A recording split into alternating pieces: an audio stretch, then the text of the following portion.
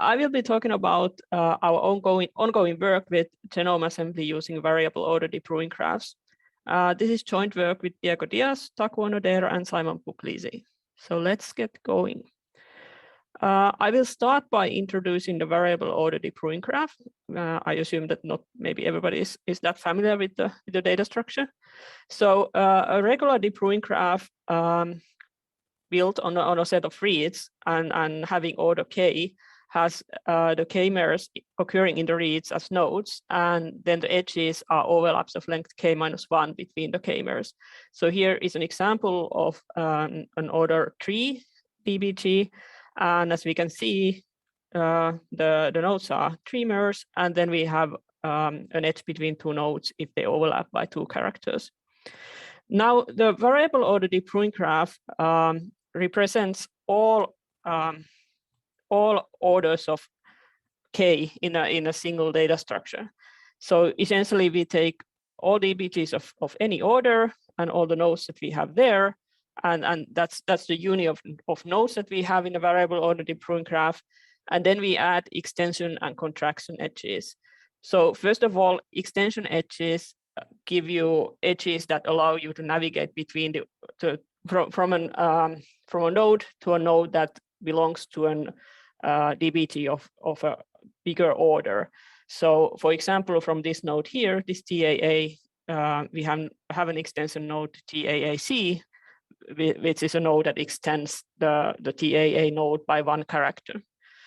And similarly, we also have contraction edges, and these basically just chop off 1 character from the beginning of the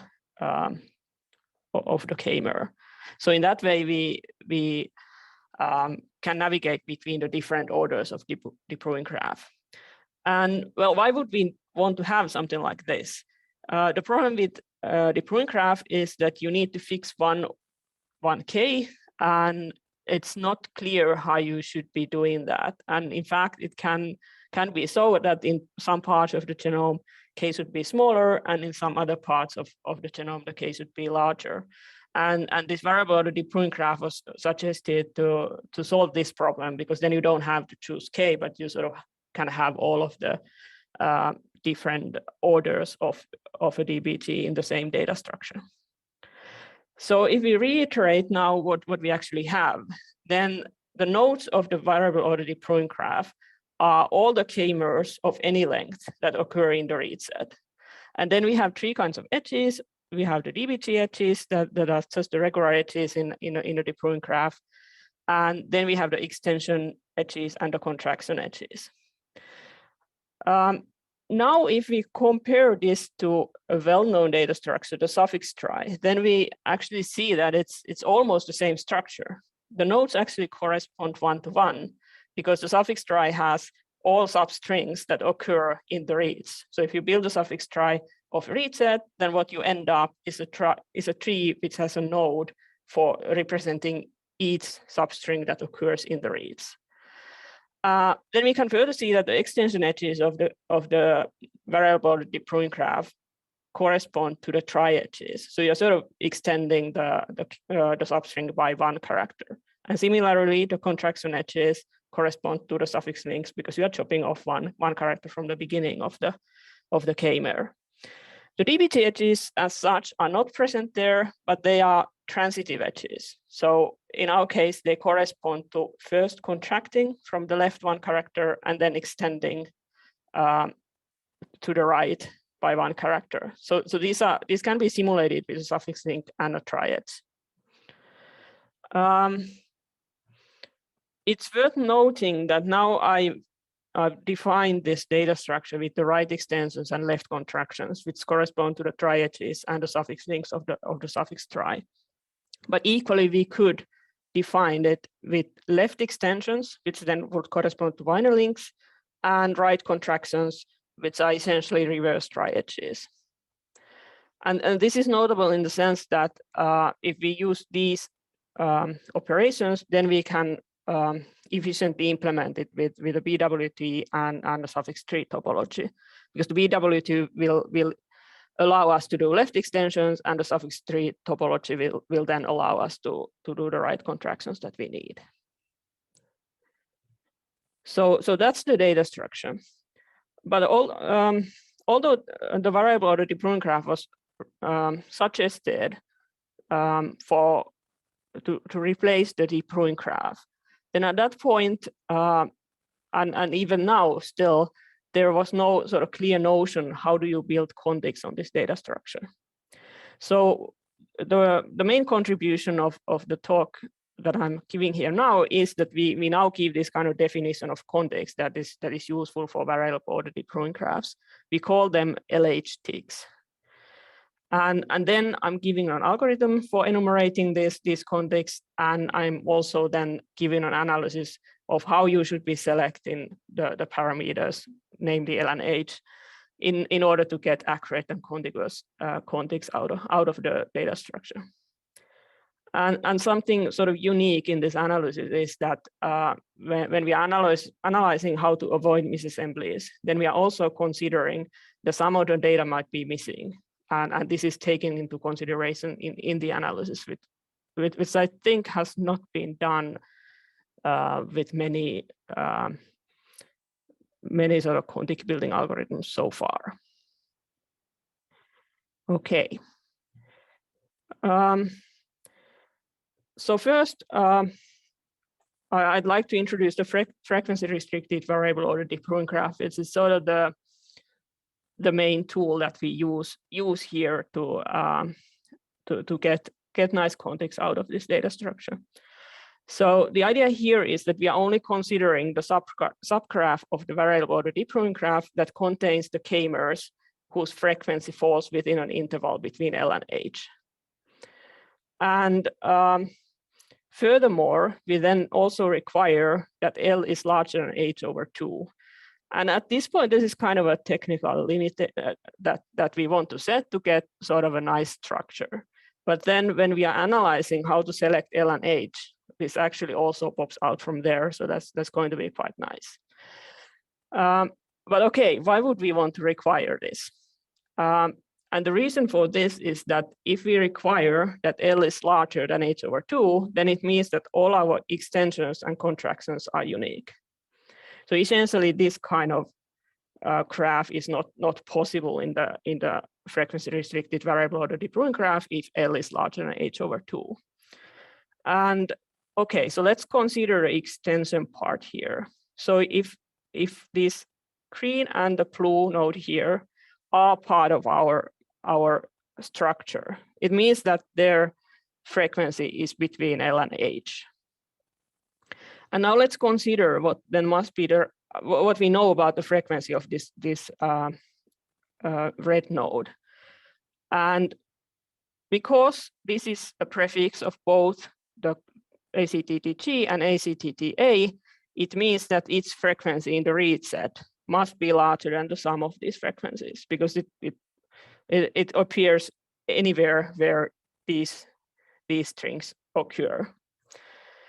And now we know that because L is larger than H over 2, and these guys are part of our construction, we know that their frequency must be larger than H over 2. And that means that the frequency of ACTT must be larger than H, and therefore it is not part of this subgraph that we are considering. And then it cannot be part of this variable order or frequency restricted variable order deployment graph. And that means that there's always a single unambiguous extension that we can do in this structure. And then we can do a similar reasoning that, I mean, exactly the same kind of reasoning then forbids this kind of situation where you have two incoming contraction edges.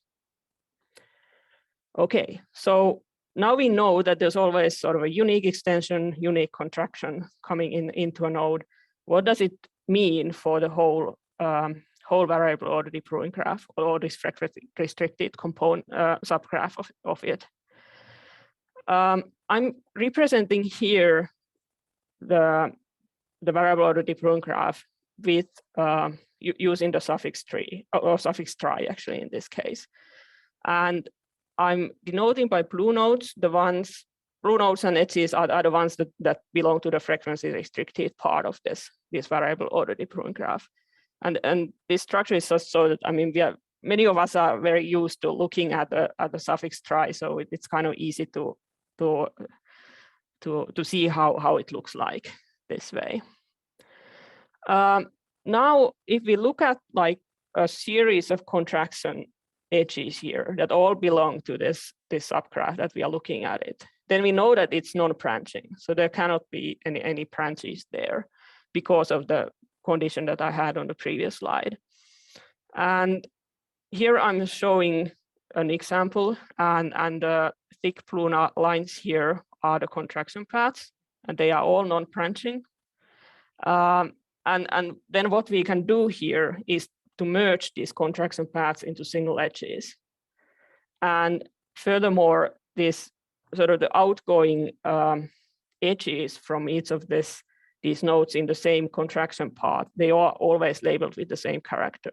This just comes from a suffix trie structure. And then if we merge these contraction paths into single nodes, then what we get is a collection of paths. I'm just showing one here. So in this case, the frequency restricted variable or the de Bruijn graph consists of a single component, but it could also consist of several components. And this collection of paths now defines our set of contexts, the LH-sticks. And this is sort of nice because it's an unambiguous set of strings that we get out of this data structure. Okay, so that's our context that we want to enumerate. And then the next question is, how do we extract all of these LH-sticks out of this data structure? So I actually simplified this a little bit here. These paths, many of them are paths, but it's also possible to have a cycle. But even in a case of a cycle, you don't have any branching in there.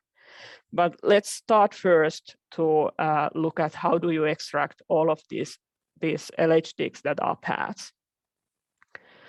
Now what we notice, in the previous slide I showed that if you sort of merge these contraction paths into single nodes, then you get this kind of one path out of there that is sort of conceptually nice. However, that also shows that any maximal path through this variable or the de Bruijn graph then actually spells an LH-stick. And the idea of our algorithm is to traverse the suffix trie to find all of the unique strings that are spelled by maximal paths within this frequency restricted variable or the de Bruijn graph. And how this happens is that we find first the set of last nodes of the paths. So in the case of this component, the last node would be this one here. And then we repeat the following two steps to find a complete maximal path for each last node of a path. So we start from this last node, and then what we do is we do left extensions as long as we stay within the frequency restricted variable or the de Bruijn graph. And then when we cannot do left extensions anymore, then we do a right contraction to move up the trie. And then we repeat these things. So we do again left extensions as long as we can, and then we do right contraction. And in this case, there are no more left extensions here either that can be done. So we just do the right contractions and get up here. And then the string that is spelled by this path consists of the labels that we have along this path, plus then the prefix that we, or the string label that we have at this node where we ended up. Okay, so that's how we can find the LH-sticks that are paths, and then what remains to do is to find the ones that are cycles. So how do we deal with this? The way to do it is to mark every visited extension path, and by extension path I now mean here this sort of trie paths that we have visited while we were enumerating these LH-sticks that are paths. So we mark each one of these visited extension paths while we are doing this path finding. And then after we have found all of these LH-ticks that are paths, then each unvisited extension path belongs to a cyclical path. And then we can find the cyclical paths just by starting a traversal at an unvisited extension path. And then eventually we will come back to that same extension path. And as was sort of already hinted in the previous slide, we are now here doing just left extensions and right contractions, and then these can be implemented with the Burrows-Wheeler transform of the read set and the suffix tree topology corresponding to that read set. So that's how these LH-ticks can be found.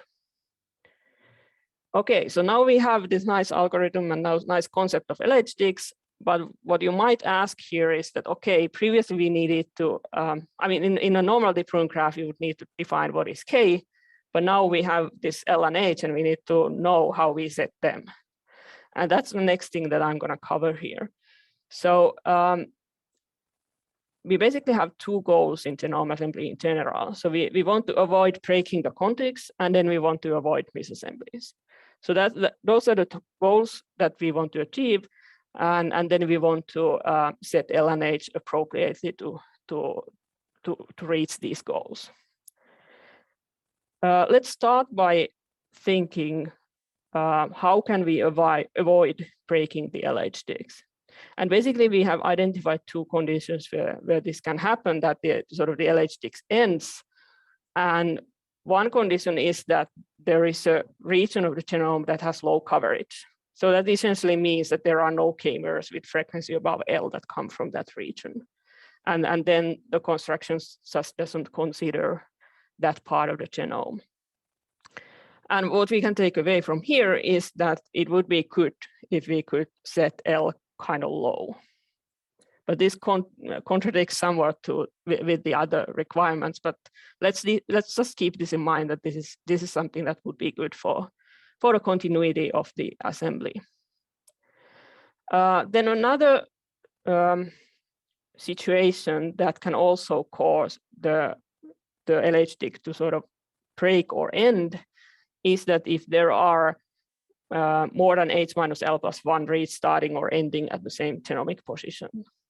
And the reason for this is that if you consider sort of k-mers that end just before that position and k-mers that cover or end at that position, then the frequency of those k-mers is going to differ by more than H minus L plus 1.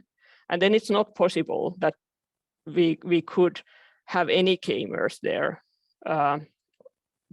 on both sides of this position where the reads start or end, such that both of their frequencies would be in this interval between L and H. So that's something that we would like to avoid. And then it turns out that if you analyze this, then you can avoid it with high probability if you set H minus L plus 1, so that it's larger than this quantity here, where L is the genome length and R the number of reads. Then we also, this analysis basically doesn't take into account that the reads can have sequencing errors. But if you take that into account, it basically means that your reads are disrupted at each error that happens. So essentially you sort of break your reads at every error.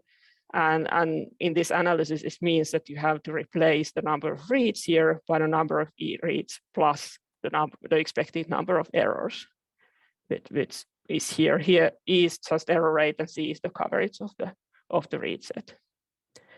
So that's one condition that we would like to fill. And if this is true and we have a small L, then we should be producing contiguous contigs. But then we have another goal. We also want to avoid misassemblies. And this will give us another condition for L and H. Here we have only considered a very simple scenario. So basically we assume that we have some k-mer S that is repeat and occurs twice in the genome with two possible extensions with two different characters. And then we ask, what is the probability that one of these extensions has frequency above L, given that S is part of our construction, so its frequency is here.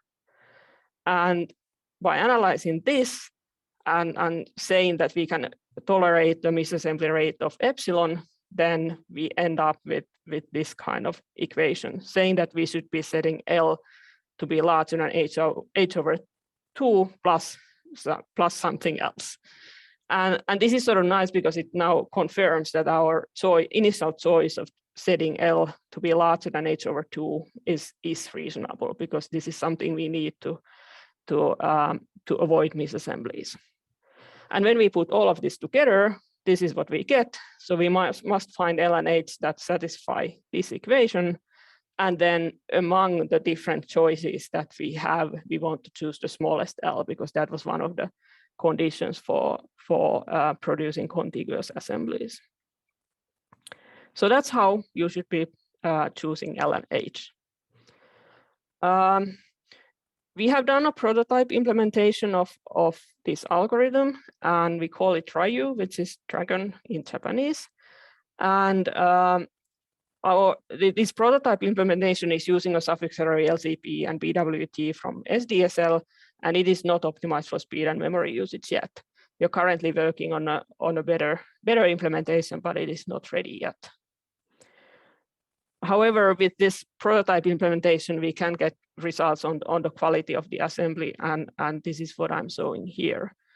So we have experimented on 3 datasets. One is an E. coli dataset with real hi-fi data, and then we have simulated hi-fi reads on C. elegans and D. melanogaster. The reason for having simulated reads here is that we wanted to have at this stage a haploid genome, because so far we haven't too much considered what happens with diploid genomes. On this table, I'm showing the length of the assembly, and the N50 number of misassemblies, and differences per 100 kbp. And first, I'm here showing 2 different instantiations of our algorithm and what it produces. So these values here are the L and H values, and this one marked with the diamond is the one that is using the values that come out of the analysis. And then I'm also giving here results for, because we tried a lot of different values of L and H to see how things go, and these are the ones that produce the longest assembly, and I'm showing that one as well here.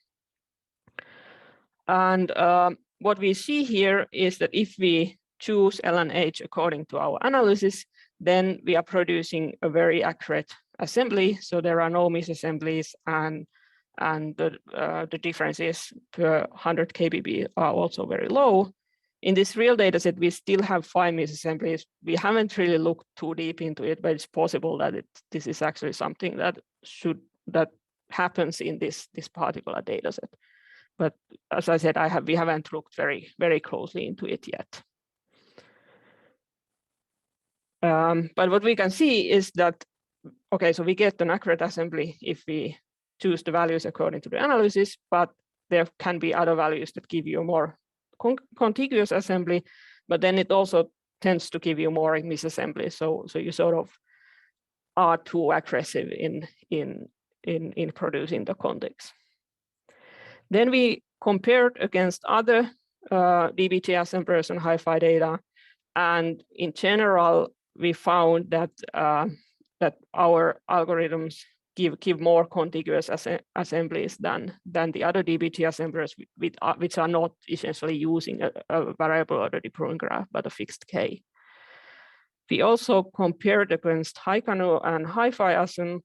Now I must say that with HiCanu on the simulated treats, we might have some problems with the parameters because the length of the assembly is not good.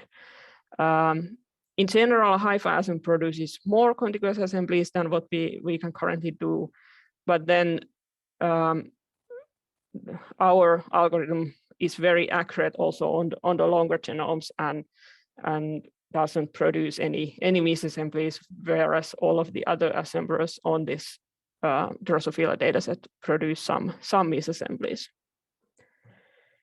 Then where to go from here? So as I said, this is sort of work in progress still.